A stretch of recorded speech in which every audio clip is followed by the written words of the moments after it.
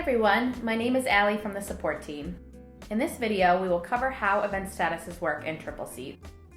An event status indicates what stage your events are at and should signify what action is needed to move it to the next status. It is important to update the status throughout the events process and important to note that the statuses will not automatically move along based on an action you've taken. They will need to be manually updated by a Tripleseat user. Please keep in mind these statuses that I am going to cover are not customizable, meaning we cannot adjust the name or the color. I am going to discuss the 6 available statuses and their definition from prospect, tentative, definite, closed, to lost, and waitlist. Typically, all events begin as leads in Tripleseat.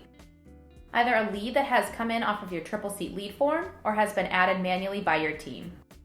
As a reminder, leads do not show in the calendar or in your contact database. Because of this, we want to convert leads to events as soon as we can so we can more easily track the lead on the calendar. Once a lead has been deemed viable or qualified by some sort of communication with the guest, it can now be converted into a prospect event, which will show on our calendar for us to now manage. Prospect is our first status. A prospect event is an event in the beginning stages. This status is ideal for newly created events because it allows overlap. So you can have 2 events for the same date, time, or area, both in the prospect status, and there will not be any issue in doing so, as neither event has a hold on the calendar just yet. Best practices would be to use this status to indicate you are working with the customer to secure this event, but the customer has not done anything to warrant a hold. When you want to give an event a hold on your calendar, you would use the tentative status. You might use tentative status when you've requested a deposit to be paid or a contract to be signed. It can be thought of as putting a tentative hold on the space while you wait for confirmation from the customer.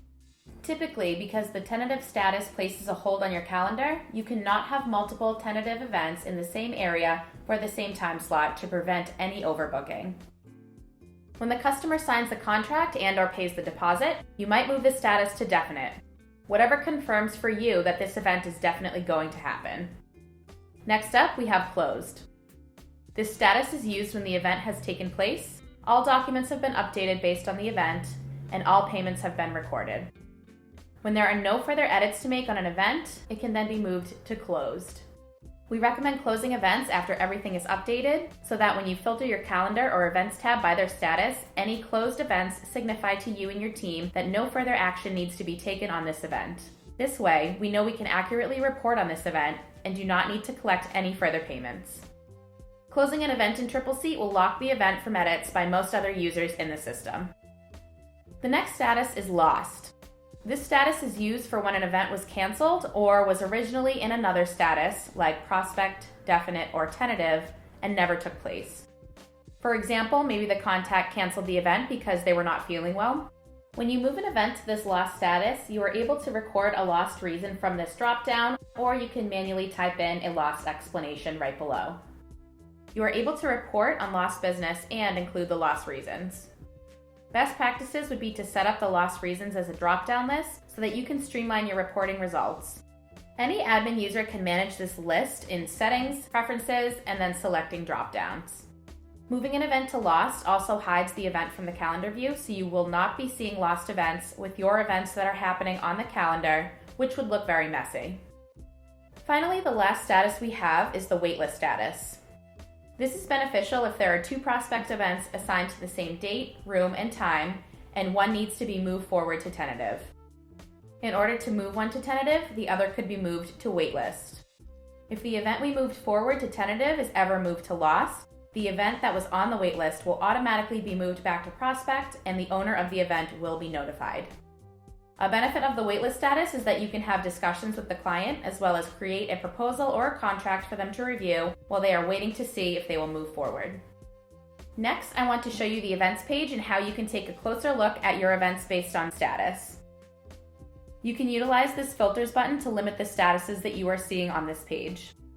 It is important to stay on top of editing the event and assigning it to the correct status to ensure not only that everyone on your team is on the same page, but that users can proactively reach out as needed. For example, the user may take a look at all the upcoming prospect events to see who needs another touch, or they can filter all of their definite events to identify which events still need their final payments collected. Finally, it's important to note that when you are looking at your dashboard, definite and closed events are what make up the data showing, such as your event forecast graph and sales goals if you use them. Thanks for watching, and if you have any questions, please reach out to the support team at support@tripleseat.com or by clicking the Help and Questions button at the top right corner of any screen in TripleSeat.